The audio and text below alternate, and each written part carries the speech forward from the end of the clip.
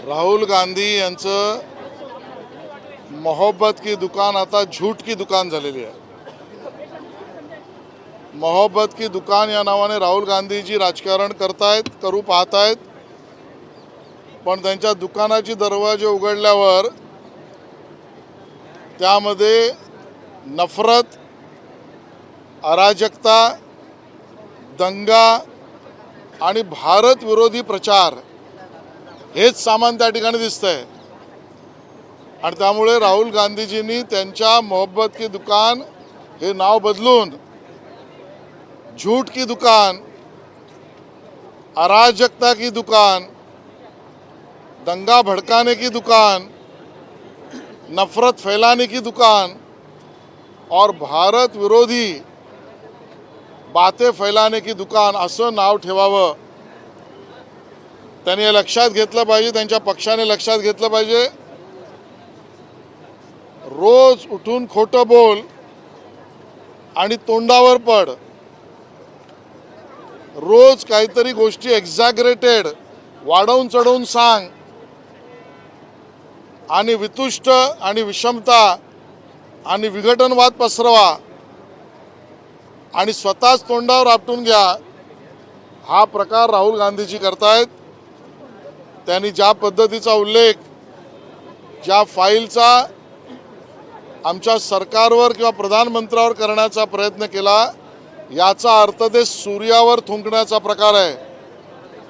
आणि जो सूर्यावर थुंकतो थुकी त्याच्याच तोंडावर उडते।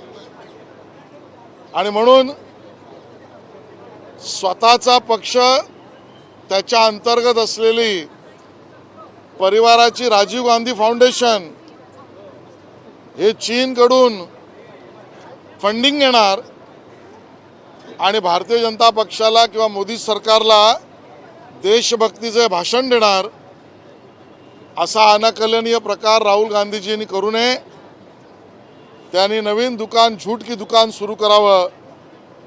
एवढं खोटं ते बोलतायत, किंबहुना एखाद्या व्यक्तीला त्याच्या कार्यकर्तृत्वामुळे त्याच्या नावाच्या अगोदर एखादी उपाधी मिळते, तर रोज खोटं बोलण्यामुळे मला असं वाटतं की आता वेळ आली आहे राहुल गांधी यांना उपाधी देण्याची, ती म्हणजे खोटे राहुल गांधी। ही उपाधी खोटे त्यांना आता आपण देऊया, असंच चित्र त्या ठिकाणी आहे।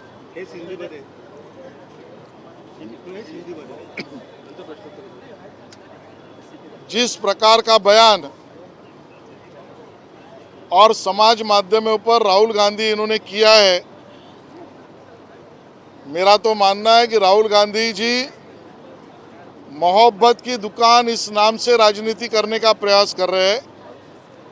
सही मायने में तो अभी उन्होंने अपने राजनीतिक दुकान का नाम मोहब्बत की दुकान छोड़कर झूठ की दुकान ऐसा करना चाहिए। उनके राजनीतिक दुकान को अगर खोला तो दिखता है नफरत, अराजकता, दंगे भड़काना, भारत विरोधी बात करना, यही उनके दुकान का काम है। और इसके लिए राहुल गांधी जी, अब आपकी राजनीतिक दुकान का नाम नफरत की दुकान रखिए, आपके दुकान का नाम दंगा भड़काने वाली दुकान रखिए, आपके दुकान का नाम अराजकता भड़काने वाली दुकान रखिए, आपके दुकान का नाम भारत विरोधी बातें कहने वाली दुकान। और इसके लिए मोहब्बत की दुकान नहीं, ये झूठ की दुकान है। जिस तरीके का आरोप और बयान वो रोज कर रहे हैं, वो रोज झूठ बोल रहे हैं। रोज नया झूठ बोलना और अपने ही मुंह पर गिर जाना, रोज नई झूठी बातें फैलाना और अपने आप को ही एक तरीके से झूठा ठहराना।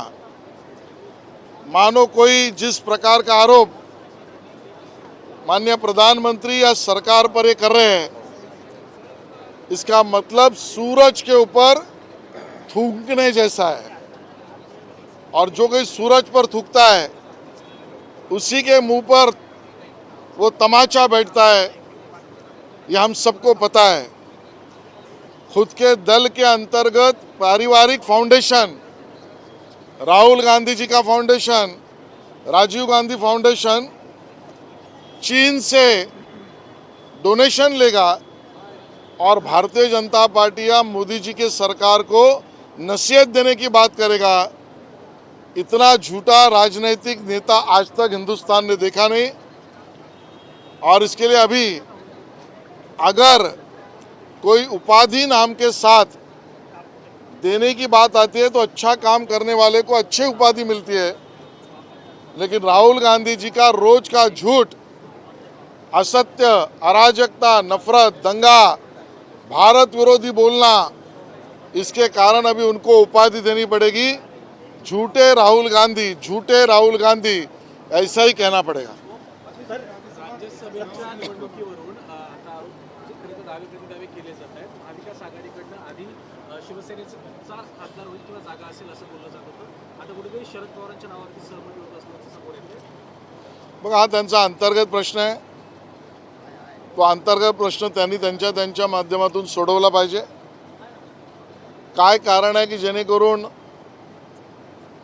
जर तुम्ही म्हणता तसं उबाटाने आपला दावा सोडला असेल तर त्याच्या मागचं कारण काय? त्यांनी शरद पवारांच्या नावाकडे सहमती करण्याची भूमिका घेतली असेल तर ती आधी का नाही घेतली? प्रश्न हाही निर्माण होतो की उबाटा सेनेला कुठल्या दुसऱ्या त्यांच्या सहकारी पक्षाने धमकवलंय का? उबाटा सेनेला त्यांच्या सहकारी मित्र पक्षाने त्यांची जागा दाखवली आहे का? उबाटा सेनेला त्यांच्या सहकारी मित्र पक्षाने कडक तंबी दिली आहे का? आणि मग कडक तंबीमुळे घाबरलेत का? उत्तर त्यांना द्यायला लागतील। संख्या बल के आधार पर राज्यसभा को लेकर आप लोग सबसे ज्यादा किस तरह से रणनीति रहेगी? आदित्य ठाकरे अभी भी बयान देखे गए कि उनकी राज्यसभा के लिए 2 सीटें होनी चाहिए। नहीं, देखिए, जिसकी आमदनी है 50 पैसा, वो 5 रुपये चाहिए कहेगा तो उसको क्या कह सकते हैं? वास्तवता से परे है वो। तो आदित्य ठाकरे जी क्या कह रहे हैं वो वास्तवता से परे है, वो रियलिस्टिक नहीं है, वो ज़मीन पर नहीं है। और इसलिए इनके बयानों पर हम क्या प्रतिक्रिया दें? हमारा तय, महायुति इस नाते हम चुनाव लड़ेंगे और हमारी सब सीटें हम चुनाव जीतकर लाएंगे। देखो, नाम तय करना ये पार्लियामेंट्री बोर्ड का अधिकार है, राष्ट्रीय अध्यक्ष का अधिकार है, महाराष्ट्र के कोर कमेटी उसको रिकमेंड करने का अधिकार है। वो निर्णय दिल्ली में होगा।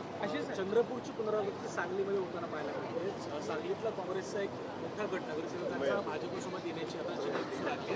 कुठेतरी काँग्रेसला पुन्हा एकदा धक्का बसतो। परवा मी सांगलीला दौरा करून आलो आहे आणि आता परिणाम काही दिवसात तुम्ही बघाल। आपला काही रोल यामध्ये? सर, खासकर मुंबई एयरपोर्ट की बात चल रही है कि वहाँ पर जहाँ पे जो आसपास जो टैक्सी वाले, रिक्शा वाले, उन्हें रमज़ान के वक्त में नमाज पढ़ने का एक टेम्परेरी शेड था जो हटा दिया गया। हालांकि कोर्ट ने इंटरवीन करके अगर MMRDA से व्यवस्था कर सकती तो करे, इस तरह की उनका रुख है। क्या किया जाना चाहिए आपको लगता है? देखिए, इसकी पूरी जानकारी नहीं है, लेकिन हर किसी को अपने धर्म के आधार पर कानूनन तरीके से अपनी पूजा प्रार्थना करना है, उसका अधिकार है। हर उस व्यक्ति को उसका अधिकार मिलना चाहिए, लेकिन वो सार्वजनिक जगह पर लोगों को अनकन्वीनियंस करके भी नहीं होना चाहिए। और इसमें अगर कोर्ट ने अगर आदेश दिए तो सरकार कोर्ट के आदेश का पालन करेगी। सर, खास एक रिपोर्ट आ रही है कि बांग्लादेशी बड़े पैमाने पे यहाँ पे आए, उन्हें फिर से भेजने का काम भी पुलिस ने किया, लेकिन फिर से वो वापस आ रहे हैं। इस तरह की डेटा सामने आ रहा है तो गंभीर मामला है। विपक्ष जो यही कह रहा है कि केंद्र में तो आपकी सरकार है, बॉर्डर आपके पास है, फिर भी वो क्यों आ रहे हैं? भाई, हम तो हमारा काम करेंगे, लेकिन विपक्ष को कहना है आप बांग्लादेशियों को छुपाने का काम तो नहीं ना कर रहे हैं। ये काम हर भारतवासी का है। केंद्र की सरकार, सब एजेंसीज ये तो काम करेगी, लेकिन मन में डर है जिस तरीके से बांग्लादेशी घुसखोर इनको निकालने के लिए हम काम कर रहे हैं, तब सहायता के लिए विपक्ष के लोग क्यों नहीं आ रहे हैं? ये दल जो हमारे को सवाल उठा रहे हैं वो बांग्लादेशियों को पकड़ने के लिए या उनके ऊपर कार्रवाई के समर्थन के लिए आगे क्यों नहीं आ रहे? तो सवाल उनके ऊपर है हमारा कि आप छुप क्यों रहे हो? हम ये भी पण या प्रश्नावर उपस्थित होतो की मोठ्या प्रमाणात सुबह मालेगांव जाते हैं तो वहाँ पे लोग उनको प्रखर तौर पे विरोध करते हैं, जबकि वो इसी बात को लेकर क्यों विरोध करना चाहिए? हमारा कहना यही है, बोगस अगर बर्थ सर्टिफिकेट और डेथ सर्टिफिकेट बनते हैं तो ये गुनाह नहीं है क्या? किरीट सोमैया कर रहे हैं वो काम सही है। अगर बांग्लादेशियों को ढूंढना और उसके लिए अभियान चलाना, इसका समर्थन अगर किरीट सोमैया कर रहे हो तो देशभक्ति का काम कर रहे हैं। और ऐसे काम का विरोध करना ये कौन सी देशभक्ति है? क्या हम इसको देशभक्ति विरोधी कहें? आप ऐसी स्थिति क्यों ला रहे हो? विरोधी दल को हमारा ये सवाल है। मोठ्या प्रमाणात विजा आरक्षण प्रश्नाच्या संदर्भामध्ये 6 महिन्यांपूर्वी जरांगेंचं आंदोलन झालं, आश्वासन दिलं गेलं, हैदराबाद गॅजेट लागू करू हे देखील सांगितलं गेलं. मात्र 20 फेब्रुवारी रोजी आत्ताच काही दिवसांपूर्वी राज्य सरकारनं एक उत्तर दिले की या संदर्भातला कुठलाही मार्ग निश्चित न केल्यामुळे प्रमाणपत्रांचं वाटप अद्याप प्रक्रियेत आहे. संपूर्ण माहिती घेऊन मी याच्यावर बोलेन. विजा मोठ्या प्रमाणात संपलेला आहे. परदेशी असेल किंवा बांगलादेशी नागरिक असतील, यांचे विजा संपले आहेत आणि जवळपास 250 लोक हे अजूनही राहत आहेत आपल्या इकडे.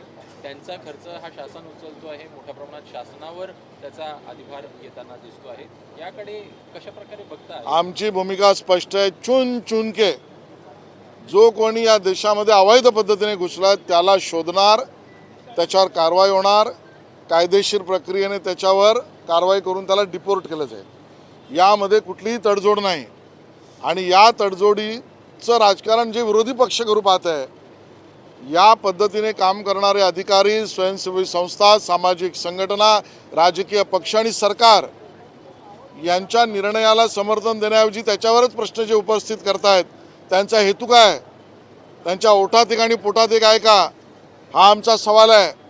राहुल गांधीजी ज्या वेळेला प्रश्न विचारतात या सरकारला, आणि शेरे बब्बर म्हणून ज्यांनी अर्धनग्न होऊन आंदोलन केलं, भारताची साख जगातल्या प्रतिनिधींसमोर काढण्याची, त्या अर्धनग्न आंदोलनाला शेरे बब्बर म्हणणारा राहुल गांधींना सवाल आहे की या बांगलादेशी किंवा अन्य घुसखोरांना काढताना काम करणाऱ्या व्यवस्था आणि निर्णयाचा विरोध करणारी लोक तुमचे समर्थक काय आहेत?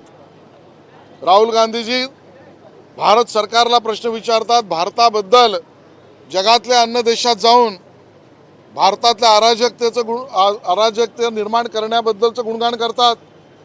हा कुठला राष्ट्रप्रेम आहे? याला राष्ट्रद्रोह म्हणायचं का? या गोष्टीचे उत्तर त्यांना द्यायला लागेल. आणि म्हणून या विषयात सुद्धा जे विरोध करतात आणि प्रश्न उपस्थित करतात त्यांचा हेतू काय त्यांनी सांगावा. सर, मालेगावमधल्या लोकांबद्दल जे बेकायदेशीर जन्मदाखले दिले जातात त्याबद्दल सोमय्यांनी पुन्हा एकदा आरोप केला आहे. 4,500 लोकांचे जन्मदाखले रद्द केलेले आहेत. त्याविरोधात अनेक जण कोर्टातही गेले, परंतु त्याच्या न्यायालयाने काही ऐकलं नाही, कारण ती गोष्ट मुळात चुकीची आहे. यामुळे कुठेतरी मालेगाव हे अतिरेक्यांचं केंद्र झालंय असा आरोप सोमय्यांनी केला. बघा, किरीट सोमय्या अभ्यास करून बोलतायत, ते त्याचा दाखला देत आहेत, त्याचे परिणाम गंभीर काय होतात, होऊ शकतात, होऊ घातले आहेत, त्याबद्दल लढतायत. किरीट सोमय्यांच्या या कामाचं कौतुक करावं असं निर्भीडतेने ते काम करतायत. आणि त्याच्यावर जे प्रश्न उपस्थित करतायत त्यांचा हेतू काय, हा सवाल आम्ही उपस्थित करतो. सर, कांग्रेस के युवा कार्यकर्ताओं ने एक प्रश्न उपस्थित केला, ते म्हणजे अल्पवयीन मुलींच्या बेपत्त्याची आकडेवारी चक्क समोर आलेली आहे. ही सगळी आकडेवारी पाहता चिंतेची बाब ही या ठिकाणी उपस्थित होते काय? मला वाटतं त्याचं उत्तर सविस्तरपणे लेखी स्वरूपात आलेलं आहे. सरकार या विषयात गंभीर आहे. सर्व माता भगिनी, सर्व नागरिक, सर्व भारतीय माणसाचं संरक्षण, महाराष्ट्रातल्या नागरिकाचं संरक्षण, त्यासाठी वाटेल ती किंमत द्यावी लागेल तरी सरकार महाराष्ट्राचं करेल. आणि त्यामध्ये जनतेला आश्वस्त करून जे कोणी गुन्हेगार असतील त्यांना शोधून त्यांना त्या ठिकाणी दंडित केलं जाईल. मुंबई महानगरपालिकेकडून आता चाळीमध्ये राहणारे नागरिक असतील किंवा इतर रस्त्यावर वाहने लावतात त्यांना मात्र आता भूर्दंड लावणार आहे. मला याची संपूर्ण माहिती नाही, पण ज्या पद्धतीने ट्रॅफिक कंजेशन, पार्किंगमध्ये आणि त्यामुळे नागरिकांना होणाऱ्या असुविधा, याच्यावर कधी ना कधी निर्णय करण्याची वेळ आली आहे. पण हा निर्णय नेमका काय आहे याची माहिती मला नाही आहे. नवी मुंबईमध्ये नियम धाब्यावर बसून डान्स बार चक्क सुरू आहेत आणि ही बातमी लोकशाही मराठीनं दाखवली होती. त्याची आज दखल विधानसभेमध्ये देखील घेण्यात आली. नाही, डान्स बार या राज्यात चालूच शकत नाही. आपल्याला माहिती आहे की याबद्दलचा कायदा झाला, त्या कायद्यावर त्यावेळेला तत्कालीन गृहमंत्री R.R. पाटील यांनी सर्व सभागृहाने त्याला संमती दिली. तो काही लोकांनी न्यायालयामध्ये त्याला आक्षेप घेतला, दावा दाखल केला. त्यानंतर कायद्यात बदल करावा लागला. बदललेल्या कायद्याला पुन्हा आक्षेप आणि दावा झाला. त्यानंतर पुन्हा या मंडळींनी आता डान्स बार नाही तर ऑर्केस्ट्रा बार या नावाने परवानग्या मागितल्या. त्याचे कडक नियम झाले. त्या नियमामधल्या सगळ्या गोष्टी माननीय मुख्यमंत्र्यांनी सभागृहासमोर मांडल्या. त्या बावजूदही या घटना होत आहेत, अशा तक्रारी येत आहेत. काही वर्तमानपत्रांनी काही चॅनल्सने तुमच्यासारख्या याच्या गोष्टी लक्षात आणल्यात. माननीय मुख्यमंत्र्यांनी आता सांगितलं की नियमामध्ये बदल, आवश्यक अजून कडक नियम आणि त्यामध्ये त्यांना परवानग्याच परत मिळू नये या दिशेने नियमातल्या बदलाच्या दृष्टीने आम्ही पुढे जातो आहोत. किरीट सोमय्यांनी एक वक्तव्य केलंय की मालेगाव हे अतिरेक्यांचं केंद्र मी झालेलं आहे, उत्तर दिलं. बांगलादेशी आणि नवी मुंबईमध्ये आणखीन एक परिस्थिती दिसून येते ती म्हणजे ड्रग्सचं सेवन चक्क पोलीस स्टेशनच्या समोरच 2 तरुण करतानाचा व्हिडिओ समोर आलेला आहे. मात्र नवी मुंबईमध्ये चाललंय तरी का असा प्रश्न उपस्थित होतो. नाही, या पद्धतीने जो कोणी ड्रग्स असेल, अंमली पदार्थ असेल, अन्य सगळ्या गोष्टी असतील, या सगळ्यावर कडक कारवाई करणं, त्याला जप्त करणं, त्यातल्या गुन्हेगार, त्याचे सप्लाय चेन, त्याचे पुरवठादार, त्याचे वाहक याबद्दलचे जे कायदे आहेत त्या पद्धतीने कडक कारवाई होते. आणि या पद्धतीने जे प्रकार चालू आहेत नवी मुंबई असो वा कुठेही, या बाबतीत गृहमंत्री आणि माननीय आयुक्त कारवाई करतील. मी स्वतः त्या ठिकाणी त्यांच्याशी बोलेन. सर, राहुल गांधी ने जिस तरह से ट्वीट करके गब्बर शेर कहा है और अपने कार्यकर्ताओं कहा है कि हम तुम्हारे साथ पूरी ताकत से खड़े हैं, उस पर क्या ये कौन से बब्बर शेर? भारत की साख दुनिया के सामने अपमानित करना, भारत में दुनिया भर के आए हुए गेस्ट टेक्नोक्रेट इनके सामने अर्धनग्न तरीके से आंदोलन करना, ये बब्बर शेर वाला प्रकार नहीं है, ये लोमड़ी वाला है. और इसके लिए भारत का अपमान करना, राहुल गांधी जी ऐसे लोगों को आप बब्बर शेर कह रहे हैं, आपका ये मानसिक दिवालियापन दिखाता है. और इसके लिए दुनिया में अलग अलग देशों में जाकर भारत विरोधी बयान करना, भारत के विषय पर अफवाहें फैलाना, अराजकता, दंगा, भारत विरोधी बयान, इस प्रकार का सतत वक्तव्य करना, क्या ये राष्ट्र प्रेम है कि राष्ट्रद्रोह है? राहुल गांधी जी को सवाल है, राष्ट्रद्रोह है क्या? इसका उत्तर वो दे. एबीपी माझा, उघडा डोळे बघा नीट.